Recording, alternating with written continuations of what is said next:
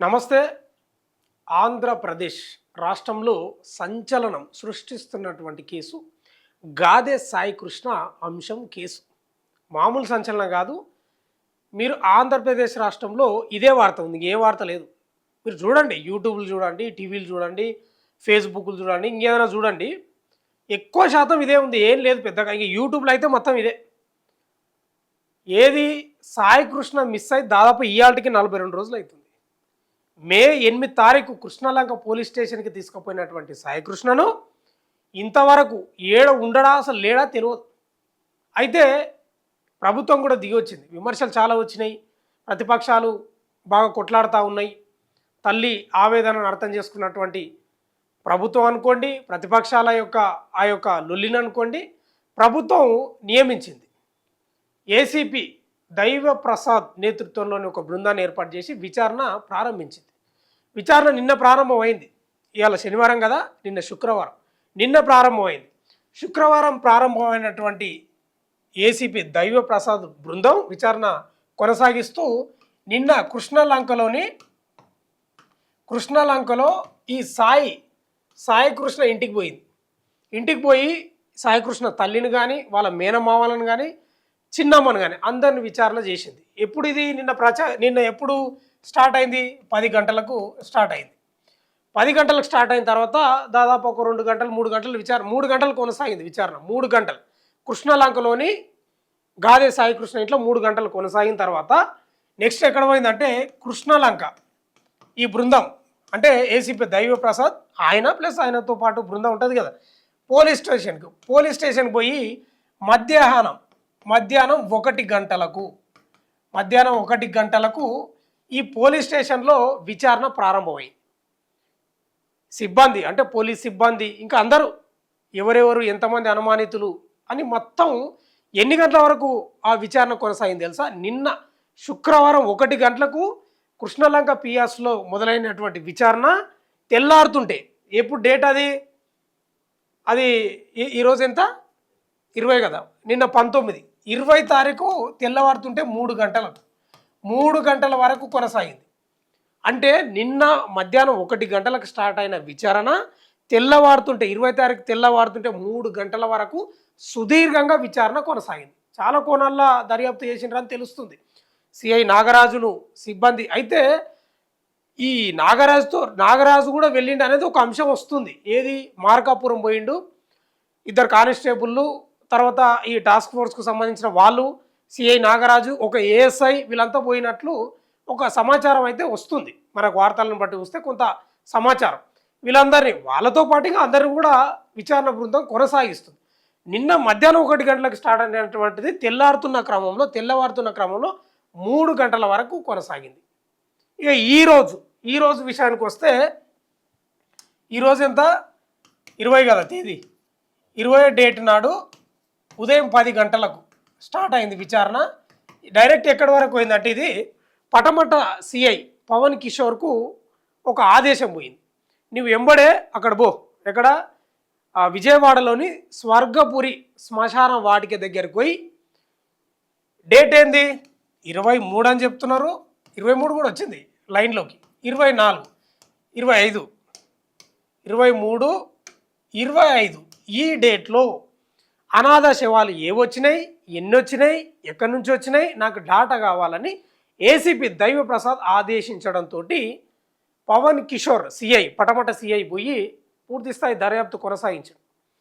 అక్కడ స్వర్గపురి శ్మశాన వాటిక మేనేజరో లేకపోతే ఆ డాటా సేకరించే ఆయన ఉంటాడు కదా, వచ్చిన శవాలను రాసుకోవడం, ఈ కథ అంతా, ఆయన పేరేం పేరు రవి, ఆయనను విచారిస్తే ఆ మీడియా వాళ్ళు మాట్లాడిస్తూ ఉంటే ఆయన చెప్తా ఉన్నాడు.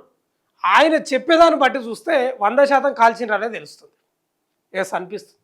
ఆయన గుండెలో భయం కనిపిస్తూ ఉంది, ఆయన మాటల్లో బెదురు.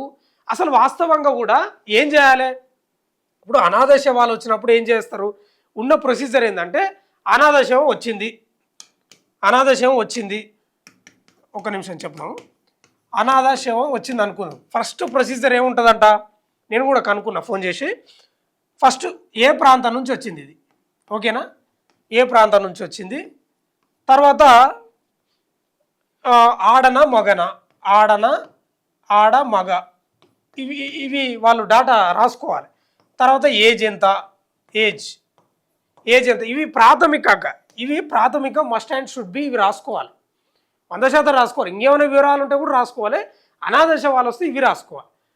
ఆయన ఏం చెప్తా ఉన్నాడంటే, ఆ రవి అనేట ఆయన ఈ మీడియా వాళ్ళు వీళ్ళు అడుగుతుంటే 24, 25 తారీఖు ఎన్ని శవాలు వచ్చినాయంటే 4 వచ్చినాయని చెప్తున్నాడు. 4 వచ్చినాయని చెప్తున్నాడు. ఓకే, వచ్చినాయి కదా. ఆడనా మగనా అంటే మగనే అని చెప్తున్నా. 4 శవాలు మగనే.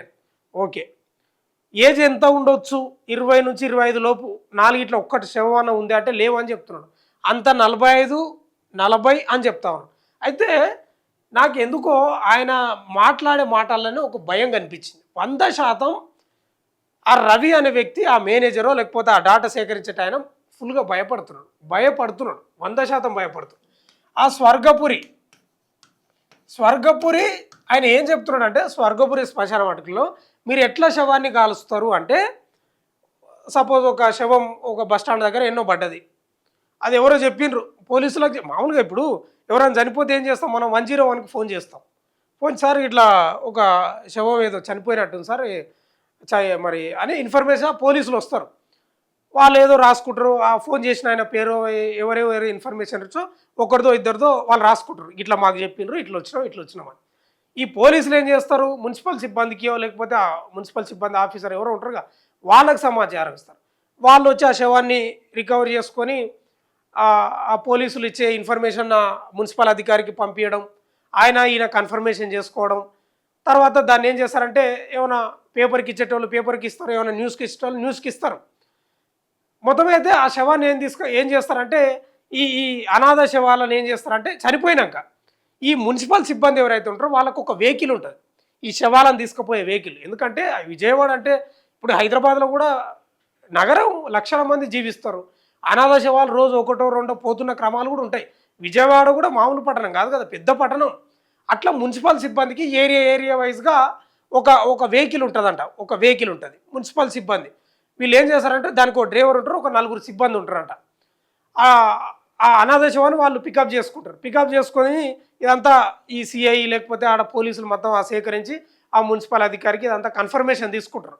తీసుకొని ఏం చేయాలి? వాస్తవంగా కూడా ఈ స్వర్గపురి అనాథ శవాలను కాల్చడానికి తీసుకుపోయినారు. ఎప్పుడు తీసుకుపోయినారు అదంటే, దానికి ప్రొసీజర్ కూడా ఏముందంటే, సాయంత్రం 6 తర్వాత ఈ స్వర్గపురి శ్మశాన వాటికలోకి శవాలను తీసుకురావద్దు. ఒకవేళ మీకు మరి 6 తర్వాత దొరికింది శవం, మరి ఏడ పెట్టాలనే డౌట్ కూడా వస్తుంది. ఈ గవర్నమెంట్ హాస్పిటల్ ఉంటాయి కదా, ఆడు కూడా తీసుకుపోతారు. గవర్నమెంట్ హాస్పిటల్ కూడా పెడతారు. అందుకే 6 తర్వాత అలో లేదు, స్వర్గపురి శ్మశాన వాటికలోకి అలో లేదు. కానీ ఈ సిఐ నాగరాజు ఉన్నాడు కదా, ఈయన బృందం ఎవరెవరో వాళ్ళు అంతా కలిసి ఈ అక్కడ కాపలదారో వాళ్ళు లేకపోతే ఎవరో ఉంటారో, ఎవరో భాష అని వినిపిస్తుంది పేరు, ఆ మిషన్, ఈ ఎలక్ట్రికల్ మిషన్లో కాల్ చేశారట. ఆ ఎలక్ట్రిషియన్ మిషన్ ఆపరేట్ చేసే ఒక భాష అనే ఆ వ్యక్తిని ఆయనకు చెప్పి, అంటే ఆయనను ముందే సంప్రదించారు. ఇట్లా ఒక శవం ఉంది బస్ స్టాండ్లో వస్తుందంటే, లేదు సార్ పర్మిషన్ లేదు అది ఇది అని చెప్తే, ఇంకా పోలీసులు వాళ్ళ ఎట్లుంటారు, పోలీసులు భయపడిస్తారు. అదే మాకే ఎదురు చెప్తావా, ఇంక ఏం భయపడించారు.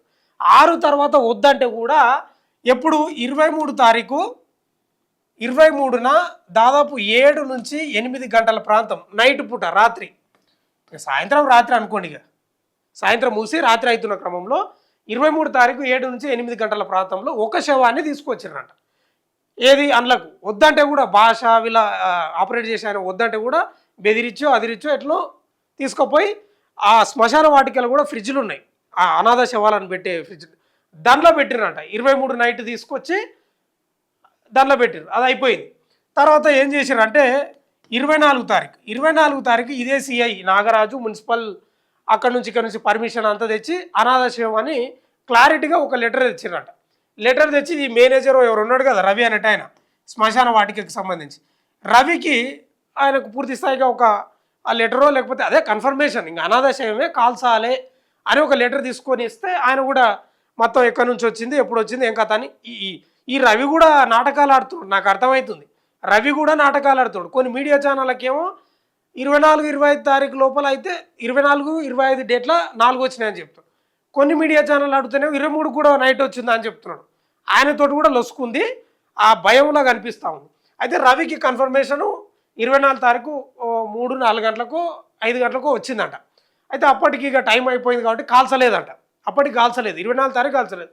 కానీ 25 తారీఖు శవాన్ని కాల్చిండ్రు అనేది వార్తలను బట్టి చూస్తే కొంత సమాచారాన్ని మనం గ్యాదర్ చేస్తే తెలుస్తుంది. 25 తారీఖు కాల్చినట్లు తెలుస్తుంది. కానీ ఈ రవేరెడ్డి ఆయన ఏం చెప్తున్నాడంటే 23 తారీఖు అయితే ఒక శవం వచ్చింది, 24, 25 తారీఖు మళ్ళీ 3 శవాలు వచ్చినాయని చెప్తున్నాడు. కానీ వయసు మాత్రం చెప్తలేడు, 40, 45 అని చెప్తా ఉన్నాడు. నేనేమంటున్నానంటే ఇదే సిఐ నాగరాజు ప్లేస్లా, ఇదే సిఐ నాగరాజు ప్లేస్లా నేను లేకపోతే ఒక సామాన్యుడు లేకపోతే ఇంకెవరో అనామకుడు ఉంటే ఇట్లనే విచారిస్తారా? మీరు చెప్పండి. ఇట్లే విచారిస్తారా? 4 తన్ని విచారిస్తారు. వాళ్ళ యొక్క పోలీసుల యొక్క ట్రీట్మెంట్ని ఇచ్చి తమదైన శైలిలో విచారిస్తారు. అట్లా విచారిస్తే ఎంబడే బయట పడుతుంది, ఏముంది ఇక వాళ్ళదైన శైలిలో. కానీ సిఐ కదా, అధికారులు కదా, మెల్లగా అడుగుతారు, వాళ్ళని మంచిగా అడుగుతారు, బుజ్జగిచ్చి చెప్పు అది ఇది అని చెప్తారు. సామాన్యులకు అట్లుండదు విచారణ, తన్ని చెప్పిస్తారు. అది చేయకపోయినా నిజం ఒప్పిస్తారు. ఈ పంచాయతీ ఉంటుంది. ఇట్లే ఉంది వ్యవస్థలో జరుగుతున్నది ఇది. మొత్తం మీద అయితే ఈరోజు ఇదేంది శనివారం వరకు జరిగిన విచారణలో తెలిసింది ఏంటంటే పెద్ద కన్క్లూజన్ అయితే లేదు. ఇదే పటమట సిఐ పవన్ కిషోరు ఈ డాటా అంతా సేకరించుకొని పోయిండు, ఆ రిజిస్టర్ తీసుకొని పోయిండు శ్మశాన వాటికల. ఆ రిజిస్టర్ తీసుకొని పోయిండు. ఒక దగ్గర ఓ రిజిస్టర్లో ఉంది ఒకటి ఆర్టీసీ బస్టాండ్ లోపల ఏదో శవం అని ఒక రాసినట్టున్నారు, అది బాగా స్క్రీన్లో కనిపిస్తుంది. ఆ రిజిస్టర్ను తీసుకొని పోయిండట. తర్వాత ఈ రవిని కూడా విచారించుడు. ఆ భాషను కూడా పటమట ఆ పోలీస్ స్టేషన్ ఉంటుంది కదా, ఆడికి పిలిపించుకొని విచారణ కొనసాగుతుంది. అంటే ఇక్కడ స్పష్టంగా ఏమర్థం అవుతుందంటే 100% కాకపోయినా 99% ఈ గాదే సాయికృష్ణను మాయం చేసిండ్రు అనేది స్పష్టంగా అనిపిస్తుంది. ఎలక్ట్రీషియన్ మిషన్ మనకు వచ్చిన సమాచారం ఏంటంటే ఏదో కట్టెలు కాల్చారు అది ఇది అన్నారు, కానీ కట్టెలు కాదు. వాస్తవంగా ఏంటంటే ఎలక్ట్రీషియన్ మిషన్లా కాల్చిండ్రు. ఇంకోటి ఏంటంటే ఎలక్ట్రీషియన్ మిషన్లో కాల్చిన తర్వాత ఆ అస్థికలు లేదా బూడిద ఉంటుంది కదా, దాన్ని భద్రపరచాలన్నట. కానీ మీరు చూడండి, ఆ రవి అనేటోడు ఆ మేనేజరో లేకపోతే శ్మశాన వాటికి మెయింటెనెన్స్ చేస్తాడు, అన్ని అబద్ధాలే చెప్తున్నాడు. ఆడనేమో కుండలు కనిపిస్తున్నాయి. నిజంగా శవాన్ని కాల్చినాక అస్థికలను కుండలు వేసి పేరు రాస్తారు. పేరు అంటే ఈ ఆర్టీసీ కాడ నుంచి వచ్చిన శవము లేకపోతే గాడ దొరికిన శవం అని పేరు రాస్తారు. మీడియా వాళ్ళు అడిగితే ఏం చెప్తున్నాడు, ఏం మేమేం అస్థికలు ఏం కలపం, ఆ కుండలు ఏం వేయం, ఎవరన్నా అడిగితే ఏదన్నా డౌట్ ఉంటే వేస్తామని చెప్పి నాటకాలు ఆడుతున్నాడు ఆయన. కానీ 100% ప్రతి శవాన్ని కుండలు వేస్తారంట. ఎవరెక్కడి నుంచి వస్తారో తెలియదు, ఏమవుతుందో తెలియదు కదా. కాబట్టి నాకు అర్థమైంది ఏంటంటే 100% రవి దొరికిపోయాడు. శ్మశాన వాటికకు సంబంధించిన మేనేజరో ఆయన ఎవరో దొరికిపోయాడు. ఆయన మాటల్లో మొత్తం కనిపిస్తుంది, ఆ భయమే చెప్తుంది నేరం చేసినాం అనేది. ఇక పటమట ఆ సిఐ ఆయన డాటా ఇచ్చే అవకాశం ఉంది. ఈరోజు నిన్న విచారణ ప్రారంభమైన నిన్న ఉదయం 10 గంటలకు స్టార్ట్ అయ్యి విచారణ ప్రారంభం అయితే ఈరోజు సాయంత్రం వరకు తెలిసింది ఏంటంటే పూర్తి స్థాయిలో 4 శవాలు వచ్చినాయి. అది ఏజీ 40 నుంచి 45 అని చెప్తున్నాడు. కానీ 23 తారీఖు శవం వచ్చింది, 6 గంటల తర్వాత వచ్చింది. పర్మిషన్ లేదు, 6 గంటల తర్వాత రావడానికి వచ్చిందని చెప్తున్నాడు. కానీ ఏజ్ మాత్రం 40 నుంచి 45 అని చెప్తున్నాడు. చూడాలి ఏం జరుగుతుందో. కానీ మొత్తం మీద అయితే శవాన్ని మాత్రం కాల్ చేసినట్లు స్పష్టంగా అనిపిస్తుంది.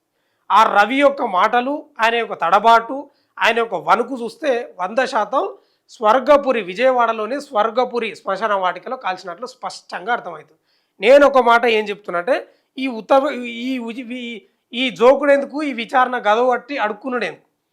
మామూలుని ఎట్లయితే విచారణ చేస్తారో ఏదో నిందితుని తీసుకుపోయి ఇప్పుడు సాయికృష్ణ ఎట్లయితే కొట్టి విచారణ కొనసాగించారో అదే సీఐని అట్లే కొడితే రేపే చెప్తాడు, అంతా అయిపోయింది ఇట్లా వేసినామని రేపే చెప్తాడు. కానీ అట్లా ఏరు పోలీసులు, దాన్ని కొనసాగిస్తారు.